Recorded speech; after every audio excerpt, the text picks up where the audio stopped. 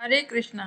आइए आज मैं आपको महाकुंभ जो पवित्र स्थान प्रयागराज में है, इस समय सभी लोग वहां स्नान करने के लिए प्रयास कर रहे हैं कि जाया जाए, तो मैं आपको बतला दूं इसकी कथा और इसकी विशेषताएं। प्रयागराज में ही क्यों बार बार महाकुंभ और बार बार कुंभ लगता है, माघ मेला लगता है। आइए जानते हैं माघ की महिमा और महात्म तो जान लेंगे, और ये जानते हैं कि तीर्थराज प्रयागराज जरूर जाना चाहिए। मनुष्य यदि अपने इस भूलोक में किसी भी तरह का पाप किया है, जाने हो चाहे अनजाने हो, यदि प्रयागराज जाता है एक बार स्नान करने, परंतु उसके बाद पाप ना करने के लिए वो वचन ले। ऐसा नहीं कि आप स्नान कर लिए, आपका पाप तो नष्ट हो गया, परंतु आप फिर वापस वही गतिविधि में लग गए। इससे कुछ होने वाला नहीं है। प्रभु कहते हैं कि जब आपका मन ऐसा बना लीजिए कि स्नान करने के बाद मैं प्रयास करूंगा किसी तरह का मुझसे पाप ना हो, मात्र प्रयास ही कर सकते हैं हम, क्योंकि हमें पता नहीं है कि पाप और पुण्य हमने देखा भी नहीं है, और इसका रूपांतरण किस प्रकार से है ये जानते भी नहीं हैं। जो शास्त्र बतला दिए और जो साधु संत ऋषि मुनि जन कह देते हैं, हम वह जानते हैं। आइए प्रयागराज की खास बात बतलाती हूँ। मैं भी प्रयागराज से ही हूँ, क्योंकि हम लोग बचपन से ही वहाँ पर रहते थे, और गंगा यमुना का स्नान अति पवित्र माना जाता है। तो हम लोग तो दादी के साथ हमेशा पूर्णिमा, संक्रांति और ऐसे भी जाया करते थे, परंतु मन में ना ज्ञान था और ना ही श्रद्धा थी। कोई नहा रहे हैं हम भी नहा लेते थे, परंतु जाने में या अनजाने में जैसे अमृत पान किया जाता है तो उसका असर वैसा ही होता है, चाहे जान के किया जाए चाहे अनजाने में किया जाए। उसी प्रकार पाप भी है, जान में हो चाहे अनजान में हो, पाप तो पाप ही है। गंगा जी का एक बूंद पवित्र जल भी पूरे स्नान के बराबर ही पुण्य देता है, क्योंकि गंगा जी का पवित्र जल इसीलिए हम अपने घरों में लेकर आते हैं कि इसकी एक बूंद भी हमारे घर को, हमारे मन को पवित्र कर देती है। प्रयागराज में प्रत्येक वर्ष माघ के ही महीने में कल्पवास होता है। 12 साल के बाद जब कुंभ महाकुंभ का आयोजन होता है, तो माघ के महत्व एवं महिमा अत्यधिक और बढ़ जाती है। जिस प्रकार दूध में ही घी, मक्खन और छाछ, दही सब होता है, परंतु दिखाई नहीं देता है। ज्यों उसका एक के बाद एक पहले गर्म करते हैं तो उसमें मलाई आ जाती है, फिर उसे ठंडा करते हैं और रखते हैं तो उससे मक्खन निकल जाता है, फिर उसे कढ़ाई में गरम करते हैं तो उसमें घी बन जाता है। उसी प्रकार हमारा जीवन है। यदि हम धीरे धीरे शुरुआत करते हैं, शुरू में हमें ज्ञान नहीं होता है तो धर्मों से हमारा कोई लेना देना नहीं है, परंतु आसपास और माता पिता के कहे अनुसार हम धीरे धीरे भगवान की चर्चा, भगवान की बातें सुनकर अपने मन में यह बैठाने लग जाते हैं कि हाँ, ये वास्तविक चीज है और ये कोई काल्पनिक नहीं है, वास्तविक चीज ही है, पर हमें ही समझने में थोड़ा टाइम लग जाता है। महाकल्पवास का अति विशेष महत्व रहेगा। हिंदू पंचांग विक्रम संवत पद्धति से 11वां महीना ये होता है और शीतकालीन महीना होता है। माघ मास का विशेष धार्मिक महत्व है। माघ के मास में ही गंगा, यमुना आदि पवित्र नदियों में स्नान करने का महत्व है, और उसमें भी प्रयागराज में त्रिवेणी संगम के पास में जाकर स्नान दान का विशेष महत्व बढ़ जाता है। कुंभ महाकुंभ के दौरान अत्यधिक महत्व के कारण असंख्य श्रद्धालुओं यहाँ आते हैं।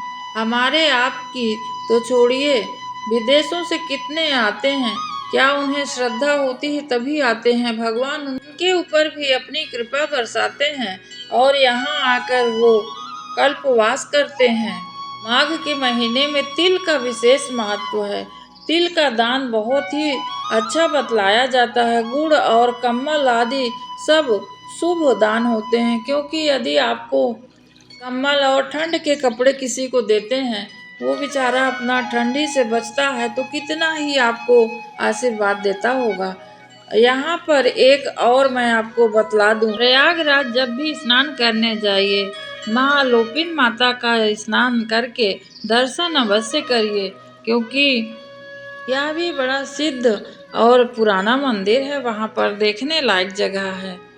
उसके बाद हनुमान जी वहाँ पर हैं, जो कि उनकी भी छोटी सी मैं आपको कथा बतला दूं। ये प्रयागराज में बंधवा के हनुमान जी के नाम से जाने जाते हैं। अंग्रेजों के समय में इन्हें क्रेन से उठवाया गया, परंतु ये हिले भी नहीं वहां से। अंत में अंग्रेजों के समय ही इनका वह मंदिर बना हुआ है। बड़ा प्राचीन मंदिर है, आप इसकी शोभा अवश्य पाइए।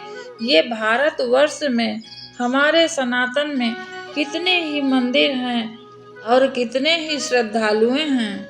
श्रद्धा तो देखिए जरा, आप और हम दो दो कपड़े पहन के भी यहाँ ठंड में रह रहे हैं, परंतु उन लोग जो ऐसा नहीं कि सिर्फ गरीब ही जा रहे हैं, एक से एक अरबपति। जाइए वहाँ देखिए कि किस प्रकार से रेती के ऊपर बैठकर माँ गंगे और यमुना का आनंद ले रहे हैं, उनका आशीर्वाद प्राप्त कर रहे हैं सभी लोग।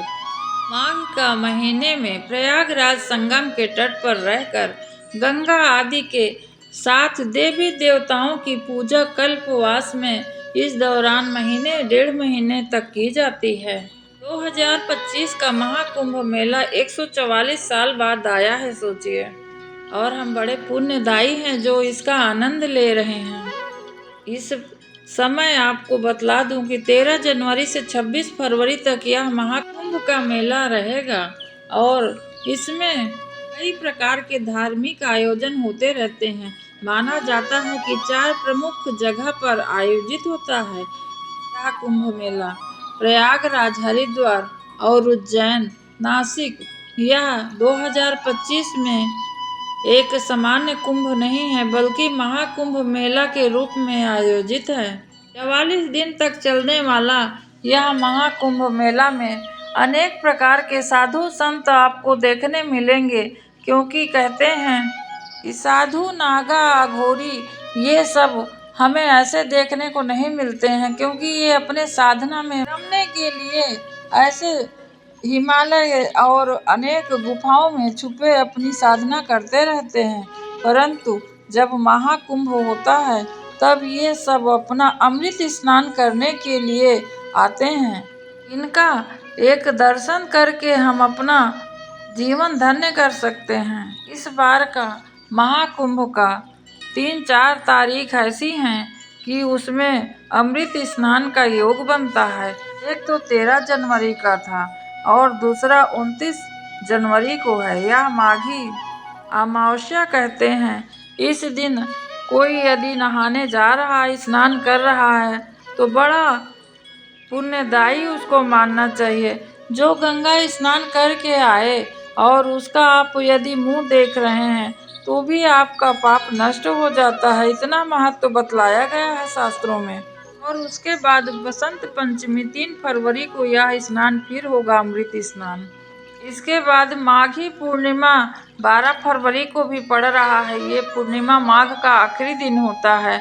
उस दिन इतनी भीड़ होगी वहाँ पर, आप सब जब जाएं तो अपना ध्यान अवश्य रखें। महाशिवरात्रि अंतिम दिन होगा, 26 फरवरी को पड़ रहा है इस बार। ये माघ मेला प्रयागराज में हर साल होता है, परंतु यह महाकुंभ का मेला 12 साल में होता है और इस बार तो 144 वर्ष के बाद यह शुभ समय आया है। कुंभ मेले का इतिहास काफी पुराना है और हिंदू धर्म ग्रंथों से इसे सतयुग से ही मनाया जाता है।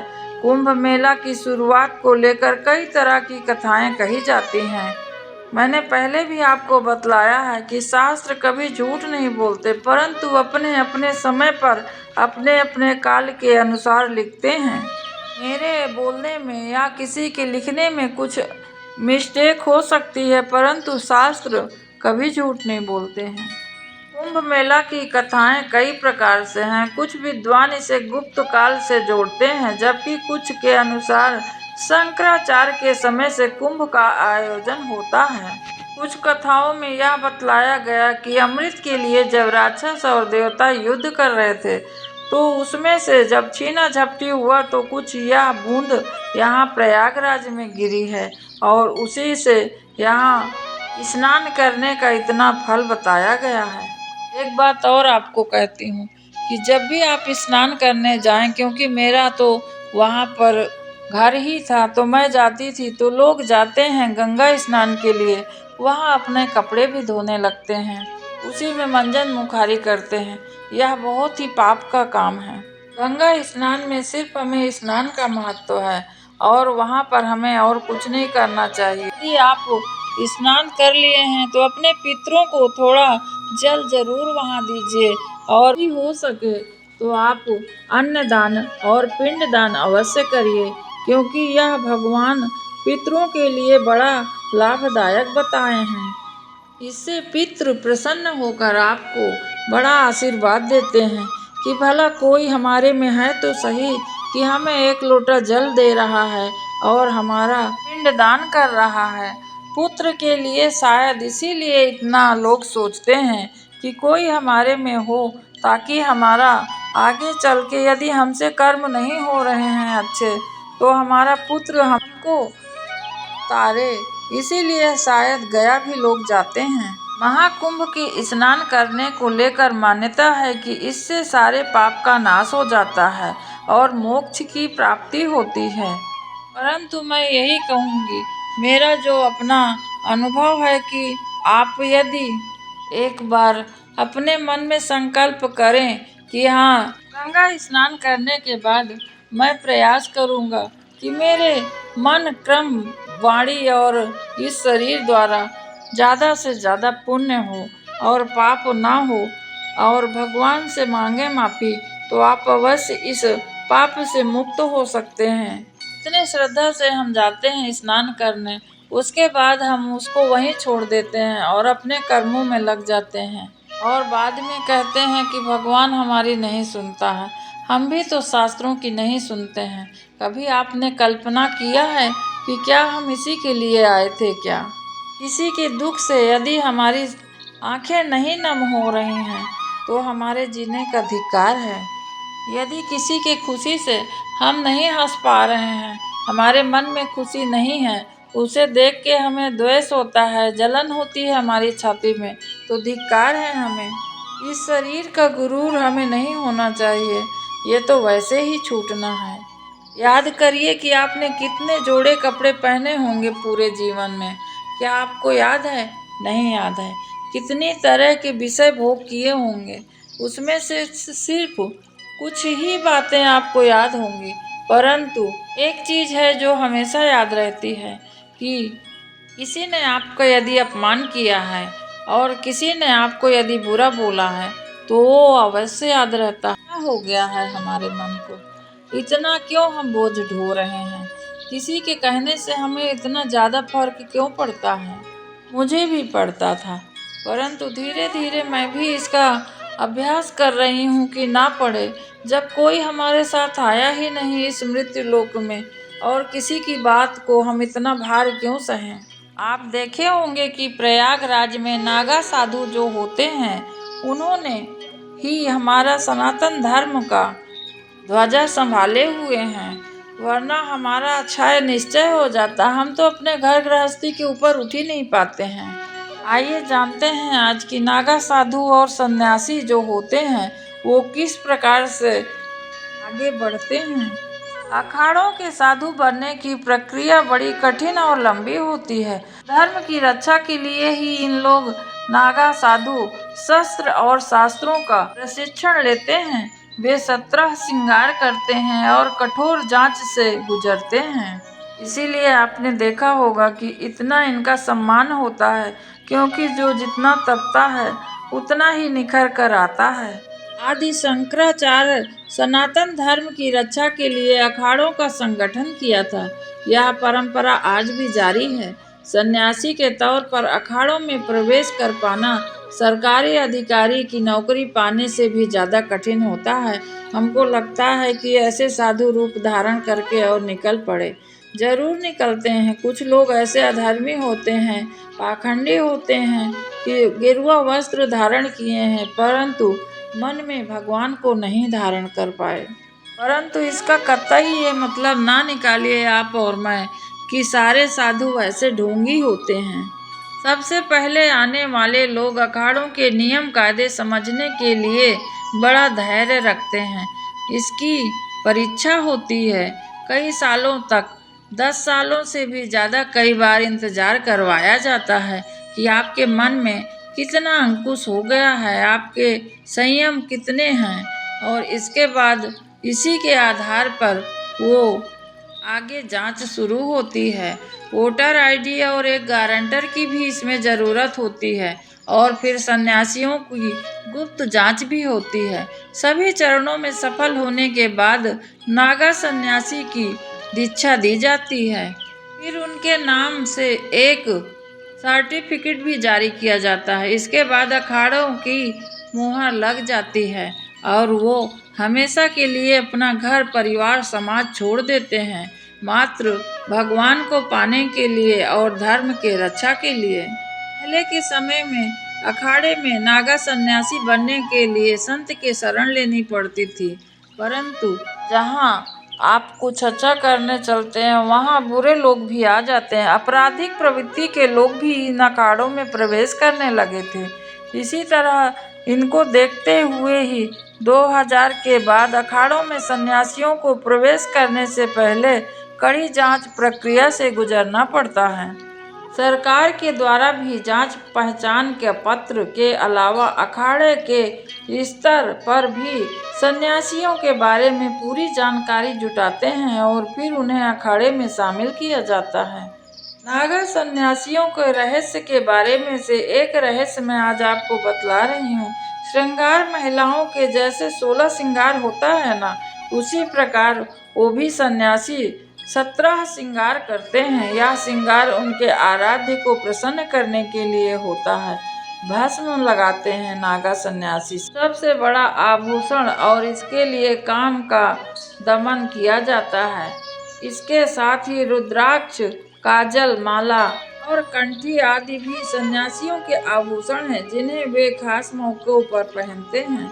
और अमृत स्नान के अवसर पर यही सब सज धज कर प्रयागराज में पहुंच रहे हैं इस समय, और इनका दर्शन करके सब लोग धन्य हो रहे हैं। पवित्र गंगा यमुना के स्नान करके साधु सन्यासियों के बीच में सत्संग कीर्तन सुनते हुए 1 महीना गुजर जाता है, और सब जब अपने अपने घर जाते हैं कुछ समय के लिए वो एकदम अपने मन को और भाव को शांत करके हरि नाम में लगे रहते हैं।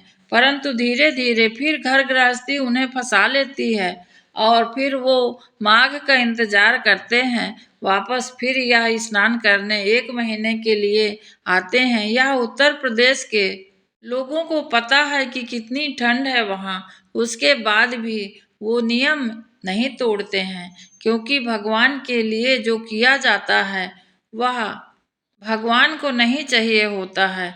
हमारा अपना जीवन सुधर जाए, और श्री राम जी स्वयं कहते हैं कि सगुने उपासक परहित निरत नीत दृढ़ नेम, ते नर प्राण समान ममो जिनके द्विज पद प्रेम। श्री राम जी कहते हैं यदि कोई मनुष्य नियम करता है किसी चीज का और ब्राह्मण तथा सन्यासियों का सम्मान करता है, ब्राह्मण से मेरा मतलब सिर्फ ब्राह्मण होना पर्याप्त नहीं है, जिसे ब्रह्म तत्व का ज्ञान हो, जो दूसरों पर दया करे, सब जीवों की रक्षा करे और सब बहू बेटी को अपनी पुत्री के समान समझे, और शास्त्र का जिसे ज्ञान हो उसको ब्राह्मण कहते हैं। बाकी यदि आप ब्राह्मण के घर पैदा हुए हो तो आपको सर्टिफिकेट तो अवश्य मिल गया है कि आप ब्राह्मण हो, परंतु जब तक आप कर्म नहीं करोगे ब्राह्मण वाले, तब तक आपको ब्रह्म तत्व का ज्ञान नहीं है तो आपको कोई उसका लाभ नहीं है, क्योंकि बतलाया गया है मानस में। ब्राह्मण हो तो उसका पूरा आप नियम मानो। कई बार मैं जाते रहती हूँ और लोग बात करते हैं कि आजकल ब्राह्मणों को तो ब्राह्मण कहलाने का अधिकार भी नहीं है। उस समय सुनकर तो मुझे बहुत बुरा लगता है, परंतु मैंने देखा भी है कि ब्राह्मण लोग किस प्रकार से अपना खुद ही चरित्र गिराते जा रहे हैं। उन ब्राह्मणों का बड़ा सम्मान और आदर करना चाहिए जो शास्त्र पद्धति से चल रहे हैं। भाई सब कुछ नहीं मान सकते हैं, परंतु कुछ तो मानिए। आजकल ना ही कोई जनेऊ धारण करते हैं और ना ही खाना पीना बंद कर रहे हैं। होटलों में जाते हैं तो देखते हैं कि कितने ब्राह्मण अपने आप को ब्राह्मण आचरण से गिरा चुके हैं। यदि कसाई अपने कर्म को कर रहा है और काट रहा है तो उसको उतना दोष नहीं है, क्योंकि वो जन्म से उसका अधिकार है और उससे ही उसका पेट पालन होगा। परंतु यदि वही कर्म ब्राह्मण करने लगे तो उसे अवश्य दोष होगा इसका। आप सभी सनातनियों से एक बस आपको मैं बात बता रही हूँ और आप इसको बहुत अच्छे से मन में समझिए और विचार अवश्य करिए कि हमारी नैतिकता गिरते ही जा रही है। हमें इस पर जरूर काम करना चाहिए। आप सभी थोड़ा पीछे जाकर देखिए कि जब बाबा लोग होते थे नहाने और उसके बाद किसी को छूते नहीं थे, इसलिए नहीं कि छुआछूत, पर इसलिए कि पवित्रता बड़ी महत्वपूर्ण थी उनके लिए। आज के समय में हम लोग यह सब विचार छोड़ चुके हैं कि किस समय नहाना है, किस समय उठना है और किस समय खाना पीना है। इतना मेहनत हम किस लिए कर रहे हैं? नौकरी में जा रहे हैं, इतने रुपया कमाने के लिए जा रहे हैं, खुशियां पाने के लिए। परंतु आप अपने मन में विचार करिए कि क्या वो खुशी आपको मिल रही है? नहीं मिल रही है, क्योंकि हमारे विचार सात्विक नहीं रह गए हैं। हमें इस पर बहुत काम करना होगा। आप सभी लोग तीर्थ प्रयागराज का स्नान अवश्य करिए और अपने मन में भी विचार करिए और गंगा माँ की कृपा से आपका हृदय भी निर्मल हो, स्वच्छ हो और मेरा भी। आइए थोड़ा भगवान की भजन करते हैं। बोलिए गंगा मैया की जय। पावन धरती प्रयागराज की। यूपी में ही मथुरा है, मथुरा में ही कृष्णा है, कृष्णा में ही राधा है, काट रही हर बाधा है।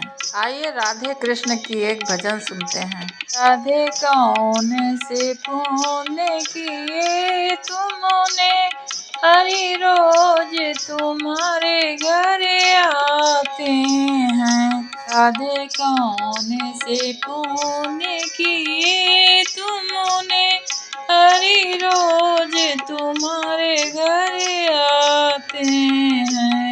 राधे जब 16 सिंगार करो, राधे जब 16 सिंगार करो, हरि दर्पण आप दिखाते हैं, हरि दर्पण आप दिखाते हैं। राधे कौन से पुण्य की तुमने, हरि रोज तुम्हारे घर आते हैं। राधे जब भोजन तैयारी करो, राधे जब भोजन तैयारी करो, हरि मांग मांगे करी खाते हैं, हरि मांगे मांगे करी खाते हैं। राधे कौन से पुण्य किए तुमने, हरि रोज तुम्हारे घर आते हैं। राधे जब जमुना जल भरने गई, राधे जब जमुना जल भरने गई, हरि गागरे रोज उठाते हैं, हरि गागरे रोज उठाते हैं। राधे कौन से पुण्य किए तुमने, हरि रोज तुम्हारे घर आते हैं।